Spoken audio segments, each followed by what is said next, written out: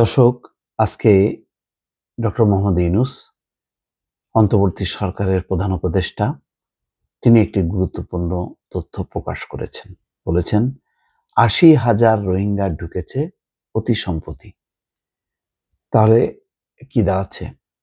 দাঁড়াচ্ছে হলো এই যে নতুন করে যে যুদ্ধবিগ্রহ শুরু হয়েছে এবং রাখাইন রাজ্য দখলে নিয়েছে আরাকান আর্মি, সেই যুদ্ধের মধ্যে পড়ে আরো বাস্তুচ্যুত হয়েছে। ৮০,০০০ রোহিঙ্গা চলে এসছে। রাখাইন রাজ্যে ধারণা করা হয় প্রায় ৫ লাখের মতো রোহিঙ্গা আছে।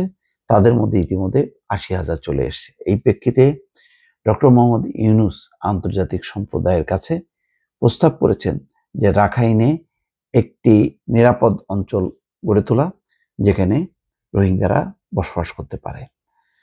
এই খবরে বলা হচ্ছে, অন্তর্বর্তী সরকারের প্রধান উপদেষ্টা ডক্টর মোহাম্মদ ইউনূস বলেছেন, মিয়ানমারের রাখাইনে সহিংসতা শুরুর পর সাম্প্রতিক মাসগুলোয় গত কয়েক মাসে নতুন করে ৮০,০০০-এর বেশি রোহিঙ্গা বাংলাদেশে ঢুকেছে।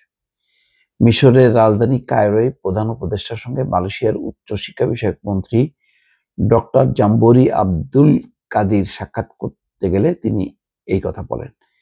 কায়রোর রেজিস হোটেলে বুধবার বৈঠকটি অনুষ্ঠিত হয়। বৈঠকে তারা মালয়েশিয়ায় বাংলাদেশিদের নিয়োগ, উচ্চশিক্ষার ক্ষেত্রে সম্পর্ক সম্প্রসারণ, রোহিঙ্গা সংকট নিরসন এবং আসিয়ানে বাংলাদেশের যোগদানের সম্ভাবনা সহ দুই দেশের পারস্পরিক স্বার্থ সংশ্লিষ্ট বিষয় নিয়ে আলোচনা করেন। প্রধান উপদেষ্টা বলেন, তিনি রোহিঙ্গা সংকট নিয়ে একটি আন্তর্জাতিক সম্মেলনের প্রস্তাব করেছেন এবং তিনি আশা করেন মালয়েশিয়া এই পদক্ষেপে সমর্থন দেবে। তিনি বলেন, রোহিঙ্গা জনগোষ্ঠীর দীর্ঘ কয়েক শতাব্দীর বাসভূমি মিয়ানমারের রাখাইন রাজ্যে সহিংসতার পর সাম্প্রতিক মাসগুলোয় নতুন করে ৮০,০০০-এর বেশি রোহিঙ্গা বাংলাদেশে প্রবেশ করেছে। তিনি আরো বলেন, তিনি এই সহিংসতা জর্জরিত অঞ্চলকে সহায়তার প্রয়াসে রাখাইন রাজ্যের বাস্তুচ্যুত ব্যক্তিদের জন্য জাতিসংঘের তত্ত্বাবধানে একটি নিরাপদ অঞ্চল প্রতিষ্ঠার বিষয়ে তার সমর্থন ব্যক্ত করেছেন।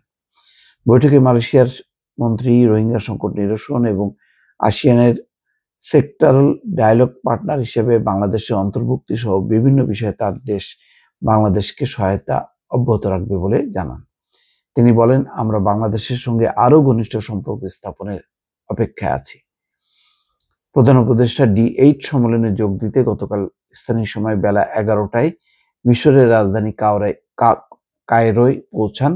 প্রধান উপদেষ্টা প্রেস উইং জানিয়েছে, মিশরের পাবলিক বিজনেস সেক্টরের মন্ত্রী মোহাম্মদ শিমি কায়রো আন্তর্জাতিক বিমানবন্দরে তাকে স্বাগত জানান।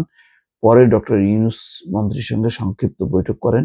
এর আগে আমিরাত এয়ারলাইন্সের একটি ফ্লাইটে প্রধান উপদেষ্টা ও তার সঙ্গীদের নিয়ে মঙ্গলবার দিবাগত রাত 1:20 শাহজালাল আন্তর্জাতিক বিমানবন্দর ত্যাগ করেন। যাক, এই তথ্যগুলো চেয়ে গুরুত্বপূর্ণ হচ্ছে যে সেখানে ডক্টর মোহাম্মদ ইউনূস রোহিঙ্গা সংকটটা ভালোভাবে তুলে ধরেছে এবং মালয়েশিয়া যদি এখানে অংশ নেয় এবং দুই দেশ মিলে যদি জাতিসংঘের তত্ত্বাবধানে একটি নিরাপদ অঞ্চল গড়ে তোলা যায়, তাহলে বাংলাদেশে অবস্থিত রোহিঙ্গারা সেখানে পুনর্বাসিত হবে এবং অন্যান্য অঞ্চলে, রাখাইন রাজ্যের অন্যান্য অঞ্চলের রোহিঙ্গারাও একটা নিরাপত্তা পাবে।